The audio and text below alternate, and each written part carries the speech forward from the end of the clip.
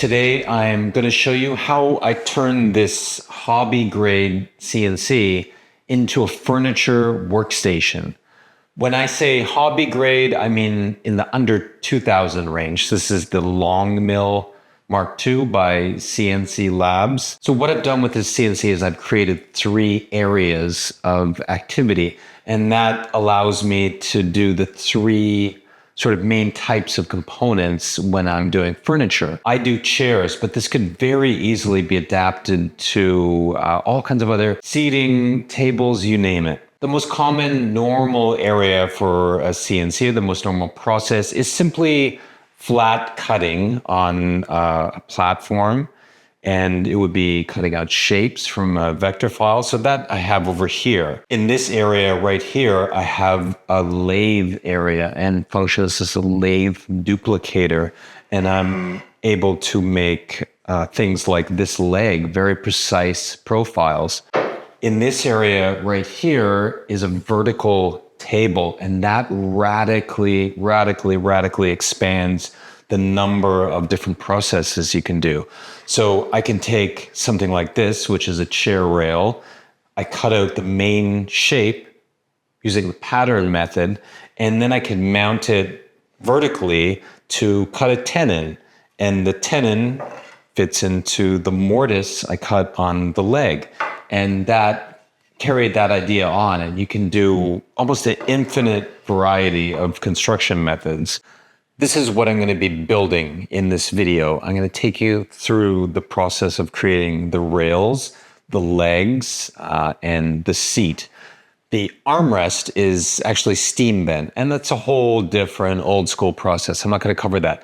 But really, most of the components on here were created almost entirely on the CNC.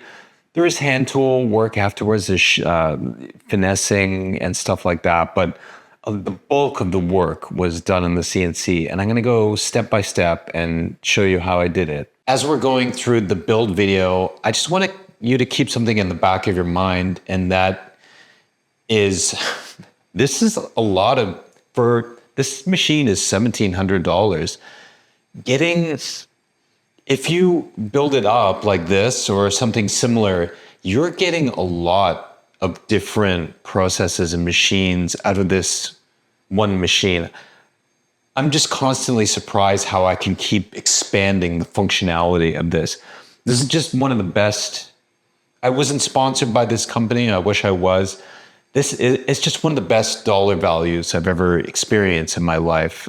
It's just so malleable. It takes the concept of a router, which is already an incredibly multi-purpose tool, and just jacks it up on steroids and adds so much to it. I just hope you see the value here is pretty incredible.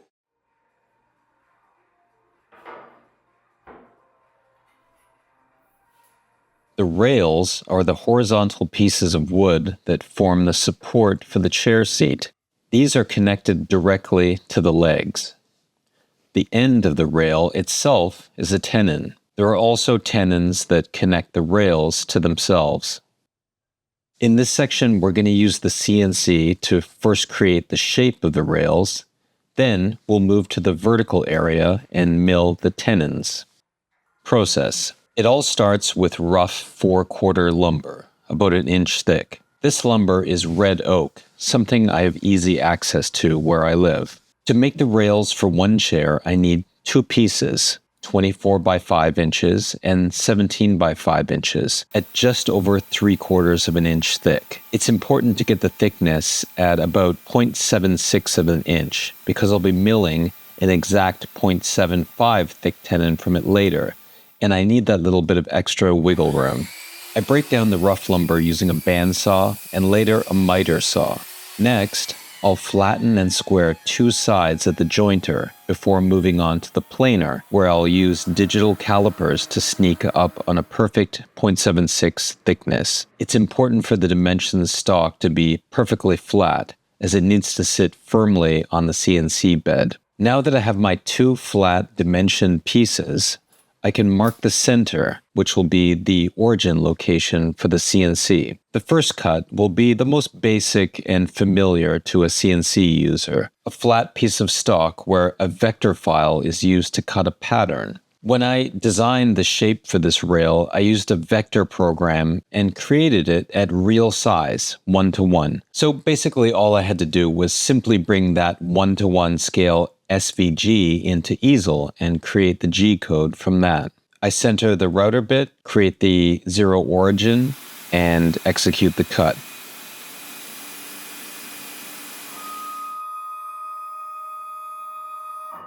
After the cut is made, I pry the pieces off the CNC bed. I'm careful to pre-break the tabs that hold the cutouts, otherwise they could break and pull fibers from the piece that I want to preserve. At the workbench, I chisel off the remaining tabs and do a general cleanup of the edges.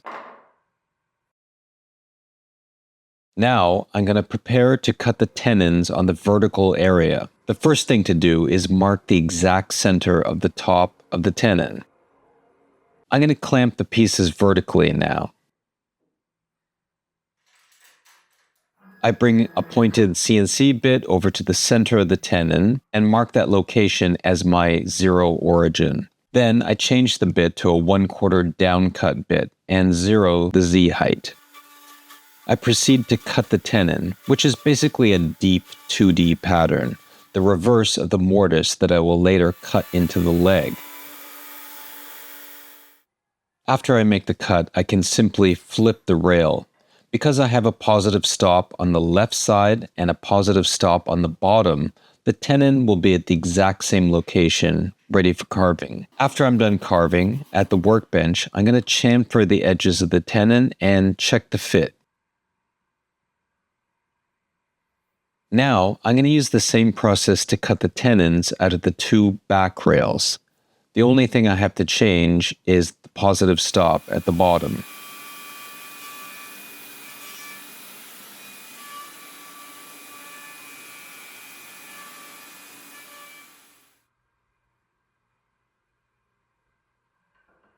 After that's done, I'm going to cut the through tenon that connects the rails together. I flip the rear rail and mount it on the vertical area. This tenon is done with two cuts. One is a pocket to hog out most of the waste, and then I do an outline pass to refine the exact size of the tenon. Sometimes I'll have to do more than one pass to fit it perfectly. Also, I can check it along the way if I like. I'm doing a few tricks here, like using a cut line and then painter's tape to resist the tearouts at the shoulder of the tenon.